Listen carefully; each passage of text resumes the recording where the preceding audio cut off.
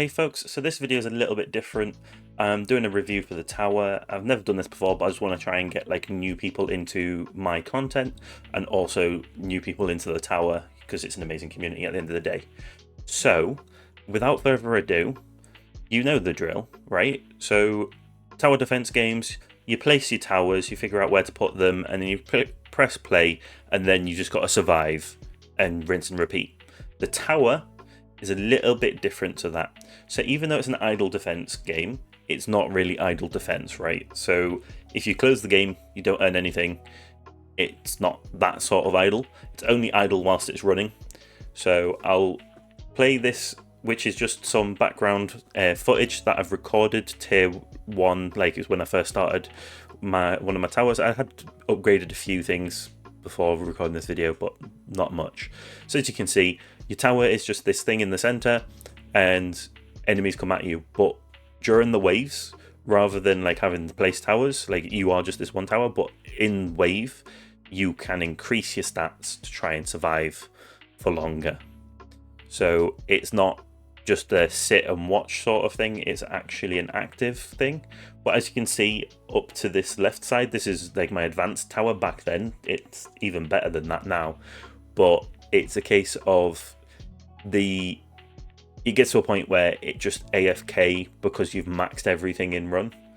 So there is still that AFK aspect, but especially when you're starting to play the game, it's very active. You're very like connected to progression by clicking all these upgrades. I mean, even I think it's 2 months down the line now on my baby account, I'm still having to click and I'm not maxing things out, or not maxing the main things out anyway.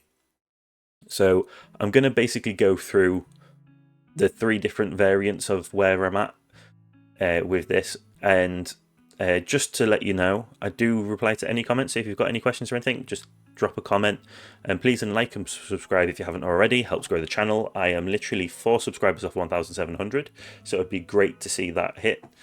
And then in regards to the actual tower upgrade, so you just saw there on my other tower, right, there's many more things than just this workshop inside here. So what we're going to do is we're going to quickly go over to this tower. So as you can see, still need to upgrade my damage and my damage per meter. So there's so many different ways to play this game, right? So this is a glass cannon tower. It's got 10 health out of a possible 7. This is because of an upgrade. There's so many different ways you can play it. It's amazing. It's one of the reasons that I like this game. The biggest downside to the game is the fact that it's not idle. It's technically idle, but only if you have the game open, right? Which obviously can be an issue.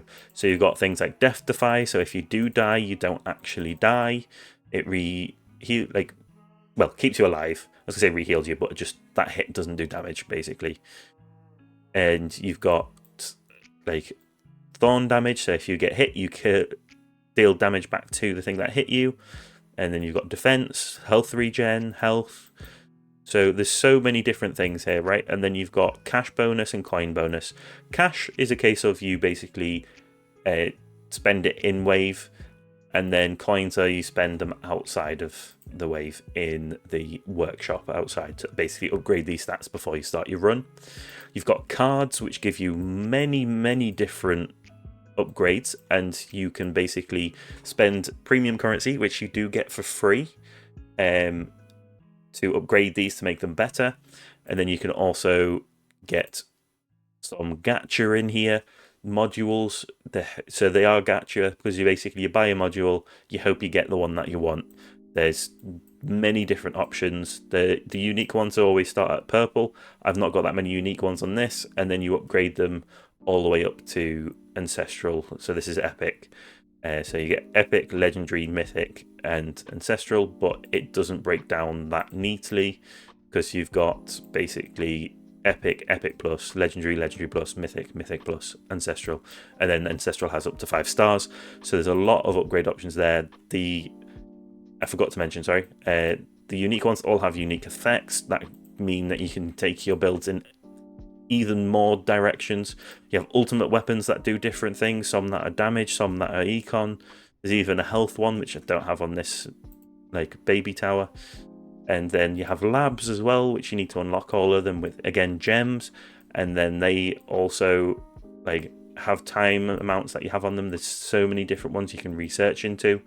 So there's, even if you go down like a glass cannon build or a health build, there's different ways to do those builds. It's not a one size fits all. Yes, there is a meta for EHP up until you get into endgame, and then endgame it goes as glass cannon for the meta. But it is a case of, I didn't even mean to click that. That was the wrong one. But yeah, so it's kind of, even though there's a meta, there is so many ways to play, and none of them are really wrong.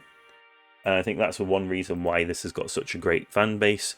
You do have guilds now, so you have like, it doesn't add any extra like things to do really. It's just you do your missions in game that you would normally do. You get extra rewards for it, and you have your own currency for getting items in the shop, which they always make sure you can max out by everything as long as your guild hits the final reward every single time for contribution.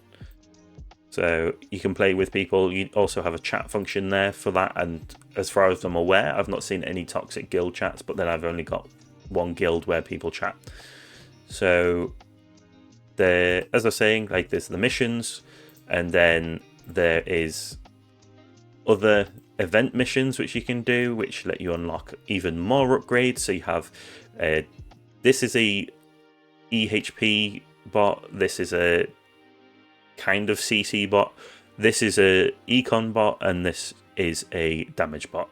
So you have many choices again with that. And these relics that you keep seeing everywhere, they give you increases randomly. So these two at the bottom of events are, you have to buy the event boost pack, and these top two are free as long as you complete enough challenges from the event. So there are free things and things that aren't free. Now, the premium currency that I was saying about gems, one thing that I do like about this game is it gives you 5 for free like every 15 minutes. It literally just pops up at the perfect time, and it's a case of it is about 15 minutes for it to pop up again. Now, the only downside is they are watch an advert to actually claim it if you're free to play. Otherwise, you basically buy a pack, and I think it's like £5, maybe a bit different now. And then you have other packs that help you get like more bonuses. So there is obviously paid for currency. I would never buy gems, by the way. It's not worth buying. There's stone packs that are worth more. So these are where you would be spending your money really, rather than the actual gem packs, because stones are much more valuable than gems. But they can be like rewards for leagues, for doing tournaments and that, which are twice a week. So there's no currency that you can't get just by playing the game, which I think is another thing that sets this apart. There's a lot of phone games that you see where it's not a case of paid for currency is given to you, like you have to pay for it, and that sucks. So that's one big thing that this game has. And I think the biggest thing, like pro to this game, is that like there's endless possibilities on how to break the game. Like you'll be struggling, and then you'll just be like, you know what, I'm going to push into this, and it'll give you even more waves. You'll do even better. I mean, econ is king at the end of the day, but like there are certain things that literally can break the game and change the way that you play, and it's amazing. And sometimes you get upgrades that push you into the next tier, because there's basically different tiers. As you can see, I'm farming on tier 13 right now, so each tier gets more difficult.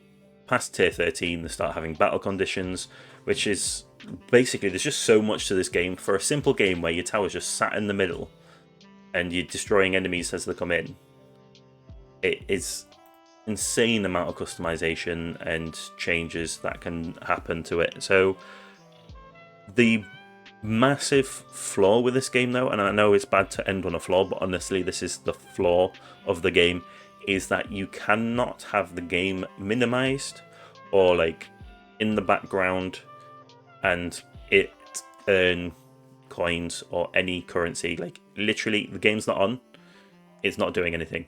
So you've got to have the game sat on in the background to make the most progress, or you've got to have your phone with it open just sat there to make progress. I mean, obviously, as you can see, I play it on my PC, so I can just leave it there on my PC. But actually, this is not even technically running on my PC. I'm using a cloud phone, which, yes, that costs, but it means that it can be running constantly and it's not using my electricity. Having a cloud phone actually works cheaper than the electricity bill right now. So that's another downside.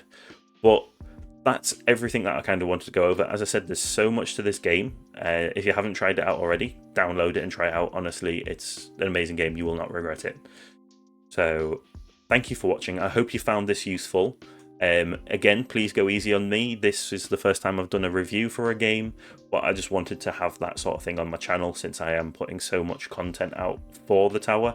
I thought a review might actually be a good thing to do. So thank you for watching.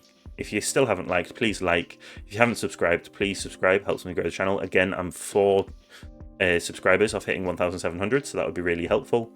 And please leave a comment as well. As I said, I always reply to any comments. So any questions you've got or anything that you think I've missed about the tower, put it in the comments so people can see. Thank you for watching. Ciao for now.